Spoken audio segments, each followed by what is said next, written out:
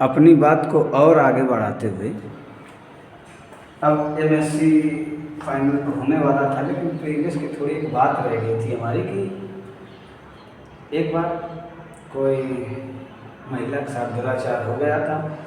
तो मैं कोचिंग पढ़ाने गया था और उस टीवी में चल रहा था, तो कोई कह रहा था कि अगर वो लड़की अगर उसको भाई कह देती तो वो ऐसा ना करता। तो मैंने तुरंत कहा कि ये व्यक्ति गलत कह रहा है, ये शायद जानता नहीं है कि शेर के सामने अगर कोई कुछ भी कहे, माई बाप मुझे छोड़ दे, तो छोड़ेगा नहीं।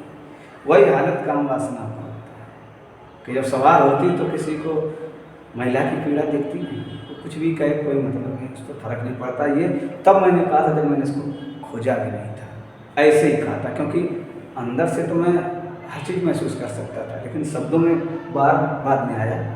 तो ऐसा मैंने पहले कह दिया था, फिर इसके बाद ये निकाला था। और प्रीवियस की एक बात और थी कि क्या है, हम एक भैया के साथ रहते थे, तो डॉक्टर विनोद कुमार जी की किताब हमारे रूम पे रखी थी। तो उन्होंने ऐसा करके डॉक्टर करके अपना नाम उन्हें डाल दिया, कहा देखो दीदी मैं भी पीएचडी करूँगा। तो हमने तुरंत पेन उठाया और हमने डॉक्टर करके लिख दिया दिलीप कुमार। ये हमने देखो भैया, मैंने उनके ऊपर लिखा था। अब जब मैंने ऐसा किया तो लगभग 8 महीने बाद भैया ने हमारे पास फोन किया कि यार दिलीप ऐसा करना, एक सवाल विनोद कुमार सर से पूछा ना, क्योंकि तुम निजी विद्यालय में पढ़ते हो, तो उन्हीं किताब का था। तो हमने कहा जब ये उनकी किताब का है, जब मैं नाम उनके ऊपर अपना लिख सकता हूँ, तो मैं उनकी किताब का सवाल भी लगा सकता हूँ, क्योंकि उनकी किताब का सवाल लगाना ही उनके दिमाग को पढ़ना है, तो मैं उनके दिमाग को पढ़ सकता हूँ। फिर मैंने क्या किया, सवाल लगा के मैथ का क्वेश्चन उनको भेज दिया था, उनकी ये लोग तो ऐसे थे, क्योंकि मुझे लग रहा था कि जब मैं उनके नाम अपना लिख सकता हूँ, तो मैं उनकी किताब को भी तो उनके दिमाग को भी तो पढ़ सकता हूँ। तो ये था, ये बात हो गई, यही बातें रह रही थी, और भी बहुत सी बातें अब उनको इग्नोर करते हुए आगे बढ़ते हैं। आगे बढ़ने का अब मतलब ये हुआ कि अब हमें वैलेंटाइन डे के दिन तो इसको बताना था, पर उस दिन छुट्टी थी कोचिंग की, तो मैं बता नहीं पाया। फिर अगले दिन जब शायद 1 दिन बाद गया, तो सर से कहा, उनके सर से कहा कि मुझे बताना है, तो उन्होंने मौका भी दिया।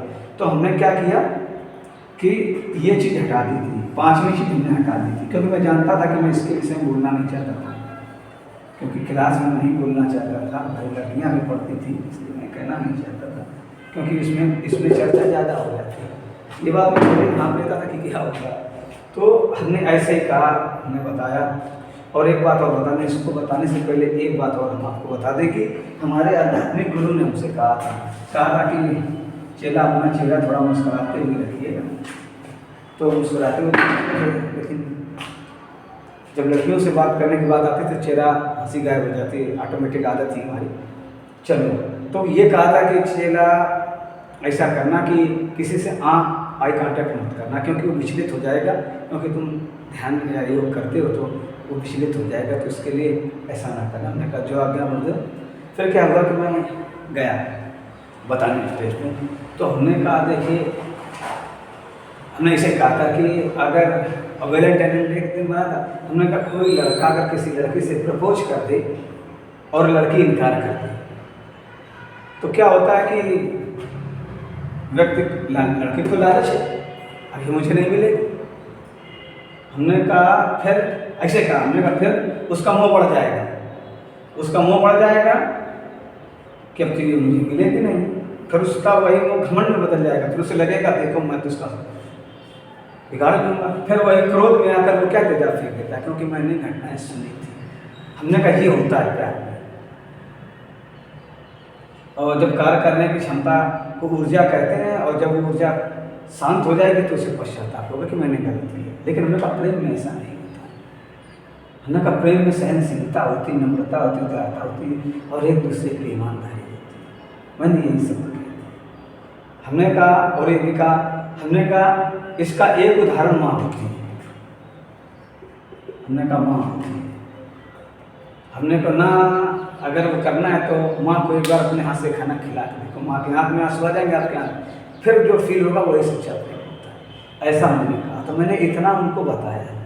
तो जब इतना बताया तो हम जैसे स्टेज पे से उतरने ऐसे लगे तो उन्होंने तुरंत रोका मुझे से करो, दीपक कहते हैं, दीपक रुको, क्योंकि नाम भूल गए थे, दिलीप विजय दीपक बोलते, कह रुको, का इस लड़की की आंखों में आंखें डाल के देखो, देखो बात करो, देखें तुम्हारा हृदय परिवर्तन होता है कि नहीं। अब उस समय तुम्हारी परीक्षा थी, तो हमने क्या किया, फट से ऐसे करके ऐसे पलटे, जैसे ही देखा नहीं तो वो लड़के ने थोड़ा सर झुका लिया। फिर उन्होंने कहा तुम बात करो, तब उन्होंने बात की।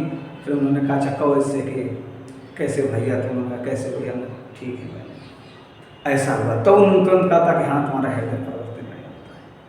तो ऐसी ऐसी परीक्षाओं से भी मैं गुजरा हूँ, क्योंकि लोग ऐसे नहीं मानते हैं, परीक्षा ले ही डालते हैं। तो ऐसा इतना हुआ था। और इसके बाद फिर हमने एग्ज़ाम दिया, पास हो गए। और फिर नेट हमारा रह गया, फॉर्म ही नहीं डाल पा रहे थे क्योंकि हमारी मार्किंग कम हो गई थी।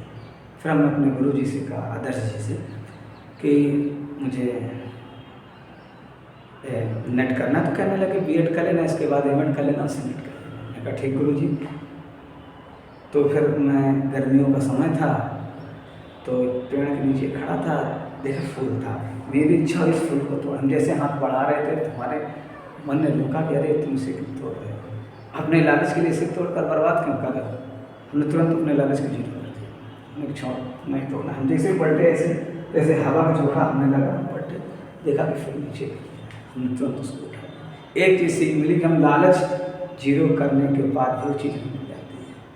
मैंने अपनी आत्मकथा में यानी बातों में पहले ही कहा था कि मैंने हर किसी से सीखा, पेड़ों से सीखा, निर्जीव सीखा, सजीव सीखा, हर किसी से। मैं किसी से बात करता हूँ सीख लेता हूँ, क्योंकि मेमोरी में चला जाता है, वो बना रहता है, उस कोशिश में सीख लेता हूँ। तो ऐसा हो रहा था। फिर हमें बीएड का एंट्रेंस देना था। फिर एक सर जी के पास गए, मैं रीजनिंग पढ़ा, 2-4 दिन रीजनिंग पढ़ाई। कहने लगे यार तुम्हारी कैचिंग क्षमता बड़ी तेज है, तुम सीख बहुत जल्दी लेते हो। फिर हमारा बीएड में एडमिशन हुआ, पढ़ने जाने लगे। तो एक दिन शुरुआत ही में थे, तो एक देवी जी बोली आप लड़कियों से नहीं बोलते हो। मैंने कहा मैं लड़कियों से नहीं बोलता। तो उन्होंne कहा नहीं बोला करिए, ऐसे कहा मुझे। मैंने कहा ठीक है। और फिर हमारे दिमाग में चलने लगा कि हमारे दोस्त भी कहते हैं तुम लड़कियों से करते हो, बात नहीं करते। मुझे ये मन में लगता है बोलना पड़ेगा। तो फिर हमने बोलना चालू किया। जब बोलना चालू किया तो कोई बात नहीं। अब क्या हुआ कि हमारे एक मित्र मिले, तो जब उनसे मुलाकात हुई तो ऐसे कुंडली में चारों सातों चक्रों की फोटो कॉपी कराने गए थे। तो उन्होंने हमसे पूछा कि ये किसके लिए, मुझे अपने लिए। कहा अच्छा मोक्ष क्या। तो मैं कहा पाप उन्होंने कोई चीज़ कर दो भाई मोक्ष, क्योंकि बड़ी भाषा ही बोलते थे। तो उनसे फिर दोस्ती हुई। तो इतना ये हुआ। इसके बाद जैसे हम आए तो हम लोगों को ये चीज़ बताने लगे। हमने कहा देखो अगर इनको बता देंगे तो ये भी खुश हो जाएंगे, ये प्यार करेंगे, अंतर समझ जाएंगे और जीवन सफल हो जाए। पर मैं बताता रहा, समझ किसी को नहीं आया। तो मैं सोचा था समझ में आ क्यों नहीं रहा किसी को। मुझे लगता है ये चीज़ काम करती है, लेकिन कैसे समझाएं। 8 साइड के लोगों को कैसे समझाएं। बड़े समझेगा तो वो तो समझेगा, लेकिन वैसे कैसे समझा जाए ये मेरे पास समझ खोज ही रहा था। तो एक बार क्या हुआ, ये वही बात सुन लीजिए कि जैसे हमने किताबें पढ़ी, मनोविज्ञान पढ़ा,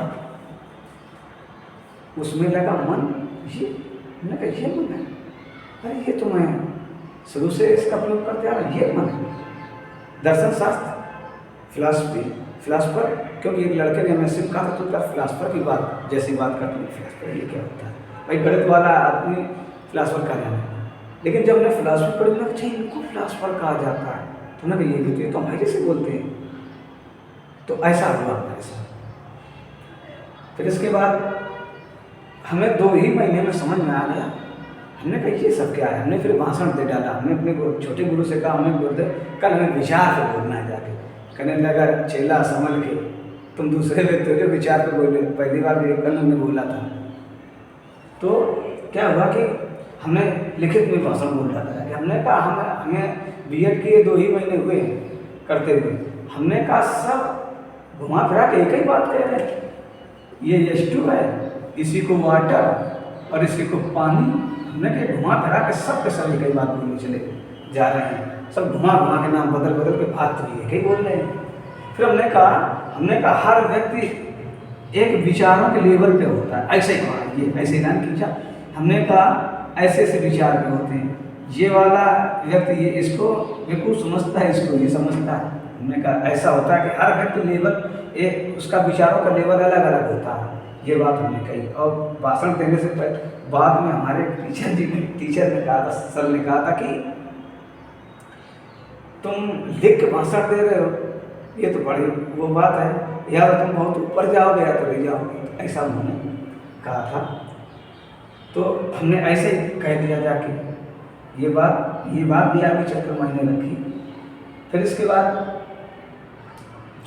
शुरुआत में क्या है, जब B.Ed करने गए थे तो सबकी हॉबी पूछी जा रही थी, कोई कह रहा क्रिकेट खेलना, कोई गाना गाना।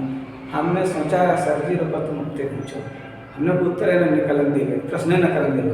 उन्होंने खड़ा कर, हाँ तुम्हारी हॉबी क्या है, हमने नाम बताया, हॉबी कहने लगे तुम्हारी हॉबी क्या है। हमने कहा दूसरों को सम्मान करना।